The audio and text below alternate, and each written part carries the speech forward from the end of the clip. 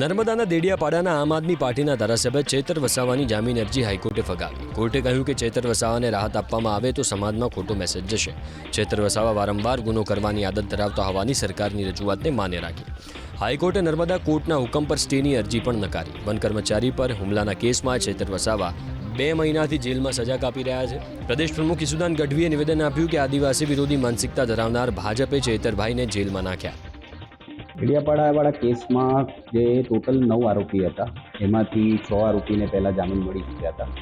3 જણા જેમાં ચેતરભાઈ વસાવા, જીતેન્દ્ર વસાવા અને રિતેશ વસાવા 3 જણાના બાકી હતા. એમાં આજે 3 જણની હિયરિંગમાં જે પતી હતી આપણે 2 અઠવાડિયા પહેલાં આજે જજમેન્ટ ઉપર હતી અને કોર્ટે આજે 2 જણાના જીતેન્દ્ર વસાવા અને ચેતરભાઈ વસાવાના જે સસ્પેન્શન ઓફ સેન્ટેન્સ છે એ રિજેક્ટ કર્યા છે અને રિતેશ વસાવાના ગ્રાન્ટ કર્યા છે. આદિવાસી વિરોધી ભાજપ માનસિકતા ધરાવે છે. ભાજપ એવું નથી ઈચ્છતી કે આદિવાસીઓ જાગૃત થાય. ભાજપ એવું નથી ઈચ્છતી કે આદિવાસીઓનો કોઈ લીડર મજબૂત થાય. એટલે આદિવાસી વિરોધી માનસિકતા ધરાવતી ભાજપ ચેતરભાઈને જેલમાં નાખ્યા એવી દલીલો કરાવડાવી કે આ તો બીજા કેસમાં છે, ત્રીજા કેસમાં છે. તો અદાલતનો જે પણ નિર્ણય આવ્યો અમે ઉપલી અદાલતમાં જઈશું. મારી લીગલ ટીમ સાથે પણ ચર્ચા થઈ છે. આગામી સમયમાં આ મામલે અમે ઉપલી અદાલતમાં જશું.